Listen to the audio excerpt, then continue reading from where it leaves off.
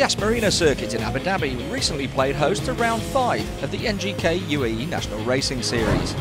The event saw a relatively small number of touring cars lined up on the grid at the 2.3 km south circuit. In Class 1, the Gulf Petrochem Seat of Costas Papantonis was the only car to be at the track this weekend, but unfortunately practice on Thursday revealed a mechanical problem. Well, we have a problem, obviously. Technical issue. Has something to do with fuel oil, with petrol pressure or something like that. So yeah, we are done for the day, very early. So we are watching from the pit. So with no Class 1 cars racing on Friday, it was down to the Class 2 cars to supply all the action. But it wasn't going to be smooth running there either. Championship leader Rupesh Chanaki was also having trouble with his Honda Civic. There's some issues with the engine. They're troubleshooting it right now. Hopefully we'll be ready by race 1 and see how it goes. Nevertheless, Chanaki qualified and lined up on the grid ahead of the Honda Integra of Jonathan Mullan, who was hopeful of a decent result this weekend.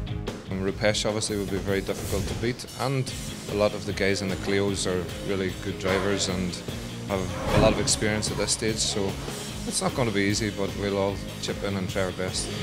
But sadly, as the race got underway, the misfire returned to Chanaki's Honda Civic, and he was forced to retire after just 2 laps.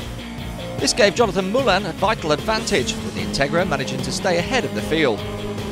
Behind him, Alex Anivas had a great start to pass Ramzi Moutran, who qualified just ahead of the Greek driver. As a result, Anivas managed to build up a comfortable 5-second gap and put pressure on Jonathan Mullan. Meanwhile, new driver Guillaume Simonet managed to stay in touch with Ramzi Moutran and challenge for 3rd place, while Leon Johnson brought up the rear of the pack in just his 3rd race this season. But at the checkered flag, it was Ramzi Moutran who crossed the line in 3rd place, just behind Alex Anivas, who took the Renault Clio Cup win, with Jonathan Mullan taking the overall race victory. And it was a similar course of events for race 2. Unfortunately, Rupesh Chanaki couldn't get his Honda Civic repaired in time for the start of the race, which left Jonathan Mullan on pole in Class 2. And that was where he stayed throughout the race, but not without having to work hard for the victory. Behind him, Alex Anivas was pushing hard, but also found his mirrors full of Ramzi Moutran's Renault Clio. However, the British driver just couldn't find a way past his championship competitor. So at the line, it was Anivas who again took 2nd place, with Moutran having to settle for another 3rd step on the podium. From the beginning of the season, we have too much competition between the Clios.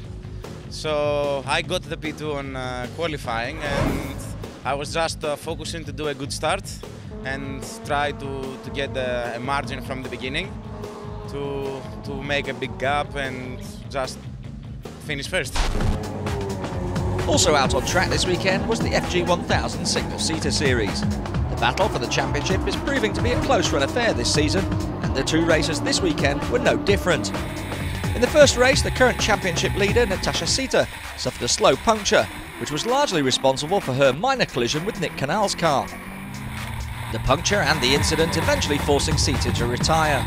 That was good news though for Rahul Meher, who passed Nick Canal and went on to take the win, with Haithan Sultan crossing the line in 3rd. Race 2 saw Canal make a great start, but poor braking into turn 1 dropped him right down the field, and he spent the rest of the race fighting his way back. Meanwhile, Natasha Sita charged from last on the grid to 1st, and from there finished the race comfortably to take the win. Meanwhile, just behind Sita, Nick Canal made amends for race 1, getting past Rahul Meher to finish 2nd, with Meher having to settle for 3rd place overall. So another great round from the FG1000 series. The next national race day is in a couple of weeks' time and returns to Dubai Autodrome, where we'll have more racing action for you.